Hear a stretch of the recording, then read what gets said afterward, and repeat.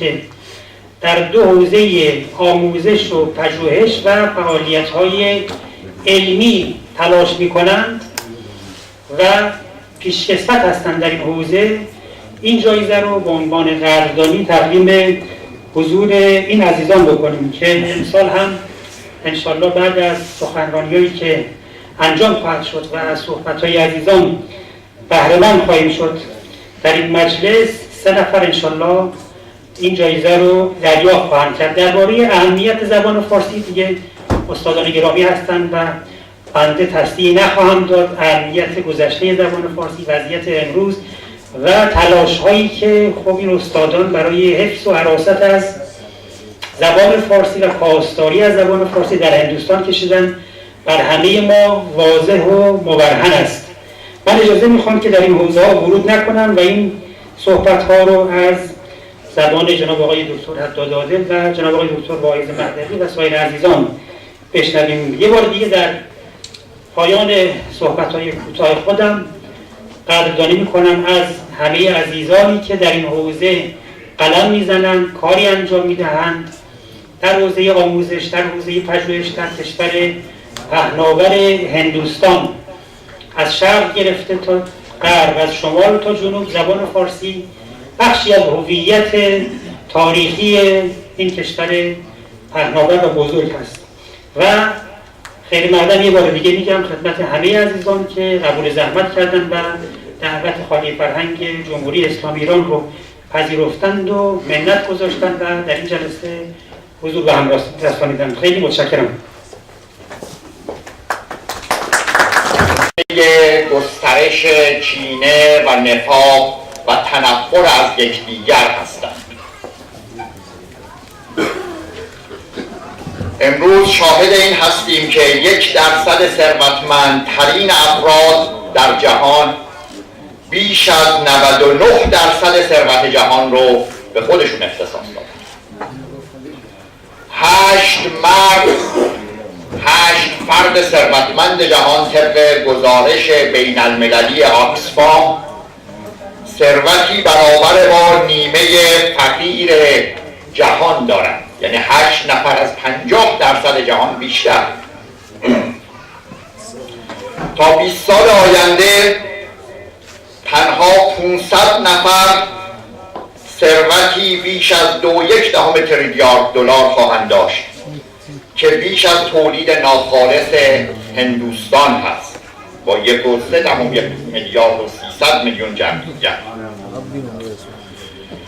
10% از جمعیت فقیرترین جهان، یعنی 10% فقیرترین مردم جهان در فاصله سالهای 1988 تا 2011 میلادی کمتر از $3 در سال افزایش درآمد داشتند، در حالی که 1% ثروتمند 182 برابر ثروتشون 182 برابر شد.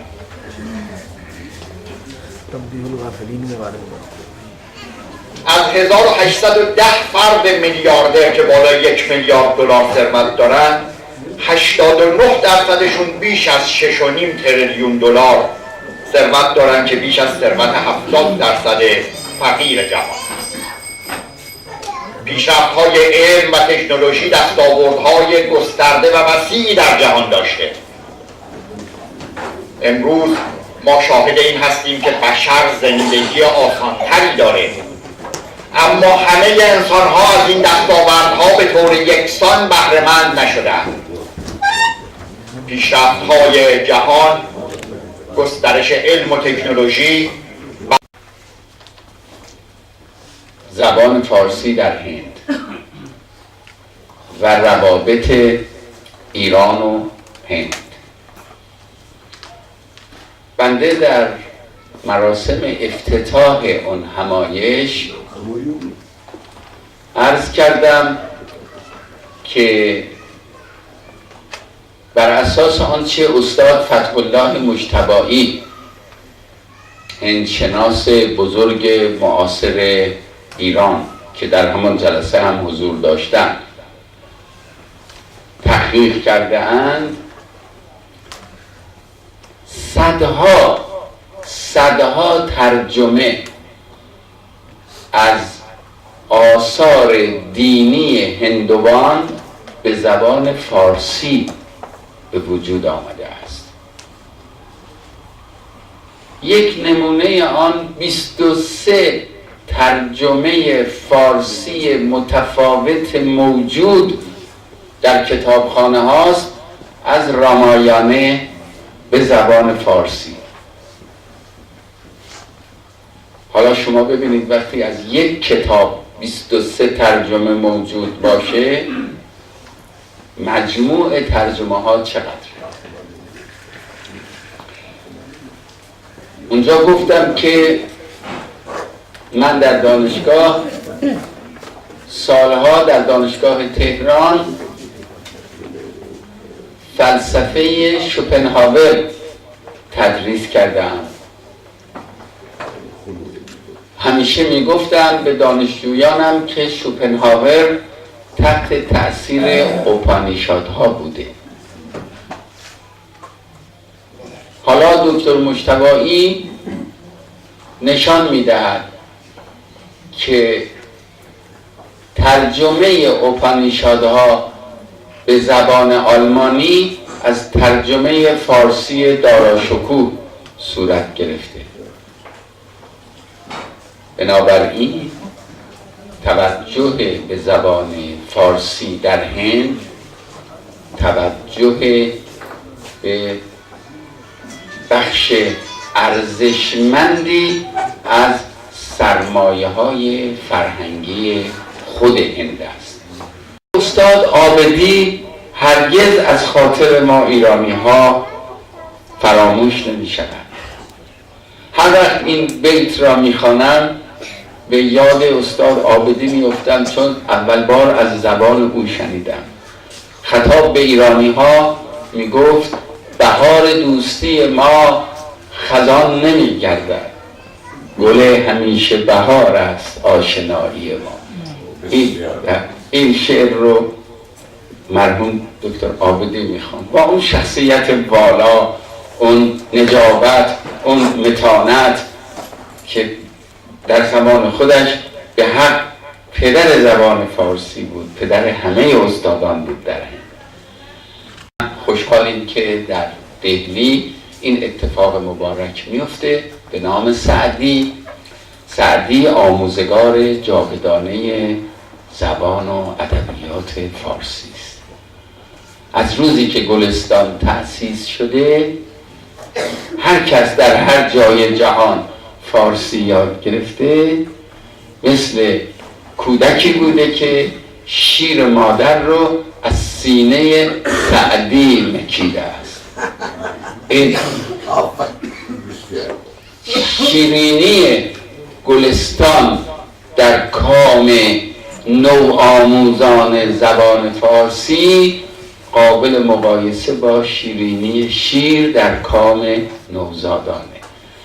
و استخوان فارسی زبانها با شعر سعدی محکم شده و به همین جهت هر جا که صحبت از آموزش زبان فارسی در میان است نام سعدی می درخشد. و ما هم وقتی دولت ایران در سالهای اخیر تصمیم گرفت یک بنیاد مستقلی برای گسترش زبان فارسی در جهان تأسیس کند، آن بنیاد را به نام سعدی نام بردار کرد، چون او شایسته ترین کسی است که بیشترین سهم رو در آموزش زبان فارسی در طول تاریخ در عهده داشته است. این جایزه امروز به حضور استادانی تقدیم می شود که همونطور که جناب آقای دکتر واعظ مهدوی فرمودن با گسترش زبان فارسی سعی خواهند کرد فکر سعدی رو که جهان امروز با اون احتیاج داره زنده نگه داره. من از همه استادان محترم تشکر میکنم. از جناب آقای دکتر خامیار معاون سازمان فرهنگ و ارتباطات، جناب آقای دکتر دهگاهی و بقیه استادانی که به احترام استادان برنده این جایزه حضور پیدا کردن نیز سپاسگزاری میکنم. برای شما آرزوی موفقیت روزافزون دارم. چاپ شده رونمایی شود و همچنین مثنوی پادشاهنامه که اثری از کلیم کاشانی است و تصحیح استاد شادروان جناب یونس جعفری است که برای یادشون گرامی باشد. فعلا در جمع ما نیستند و تصحیح ایشون هست کتاب مثنوی پادشاهنامه کلیم کاشانی. این دو اثر قرار است که اینجا رونمایی شود. در اولیش مثنوی پادشاهنامه اثر کلیم کاشانی و تصحیح استاد شادروان یونس جعفری. ایشون جایزه به صورت لوح تقدیر و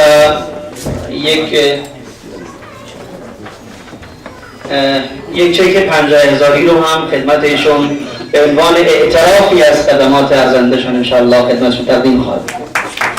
فقط خانم قمربخان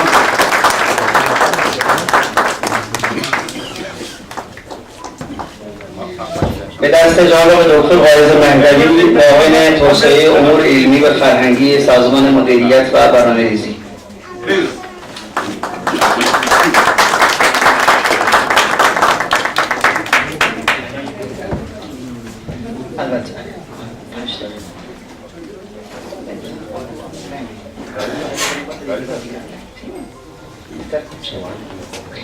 درخواست میکنیم از سرکار خانم ریحانه خاتون استاد پیشین و بازنشسته دانشگاه دهلی بخش فارسی که ایشون تشریف بیارن و جایزه رو از دست جناب آقای دکتر غلامعلی حداد عادل بگیرن. خانم پروفسور ریحانه خاتون رئیس سابق بخش فارسی دانشگاه دهلی، جناب آقای دکتر حداد عادل همراه سپاس و یک چک 50,000 سکه رایج الوقت هندی خدمتشون تقدیم کنیم.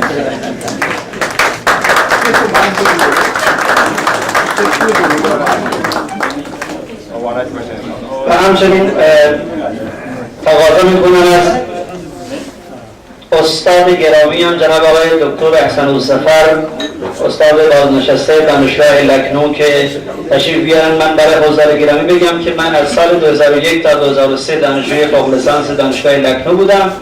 در بخش فارسی ایشون استاد من بودم اینجا و 2 سال بنده شرف داشتم که از منظرشون به هر حال جناب آقای استاد دست آقای سفیر تاجیکستان جناب آقای شریف جلالو این لوح تقدیر رو به همین چک رو ازشون خواهم گرفت.